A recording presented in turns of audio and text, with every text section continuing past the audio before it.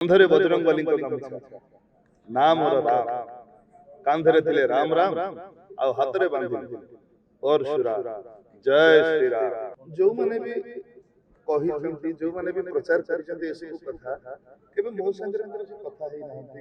ନିଜସ୍ୱ ମତ ନିଜସ୍ୱ କଥା ସେମାନେ ପ୍ରକାଶ କରିଛନ୍ତି, କିନ୍ତୁ ମୋ ନିଜସ୍ୱ କଥା କହିବା ଯାଏ କେହି ସମୟ ଦେଇନାହାନ୍ତି କି ସୁଯୋଗ ଦେଇନାହାନ୍ତି। ଯୋଉଟା ଦିନ ଆଜି ଥିଲା ସେ ସୁଯୋଗ ଆଜି ଥିଲା।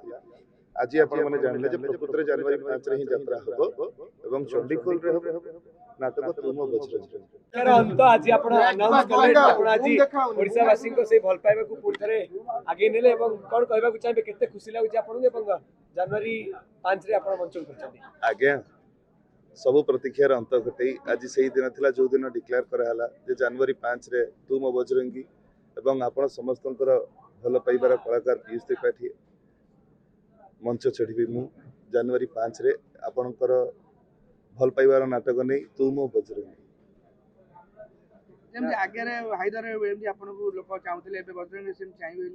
हाइदर रे मते चाहिए बोली कोन आगुरु समस्त जानी थिले। हाइदर नाटक हैला परे नाटक दर्शकों को मन को छुईला तापरे भल पाइबा देले सेमती तुम बजरंगी रिलीज हो जदि दर्शकों को भल लागिवो तो निहाती भल पाइबा देबे जदि भल न लागिवो काहे कि भल पाइबा देबे।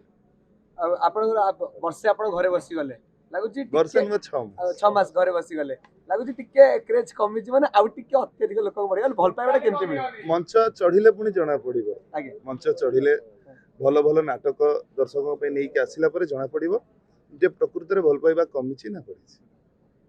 एति दिन भीतर घरे कोन अनुभव कले कि माने से मुहूर्त एवं पुनः मंच को फेरिबे मंचरू एतिक दिन दूरे रही के एतिक अनुभव कली मंच रे थिली मंच अपेक्षा सेठी बहुत व्यस्त रही गली जो भाभी भीतर विभिन्न चर्चा हला जे पीयूष आ चढ़ीबे ने सबुर अंत बटला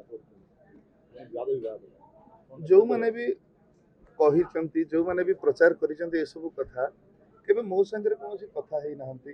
निजस्व मत निजस्व कथा से माने प्रकाश करिसंती, किंतु मो निजस्व कथा कहबा जाय कि समय देइनांती कि सुजोग देइनांती। जो दिन आज थिला से सुजोग आज थिला।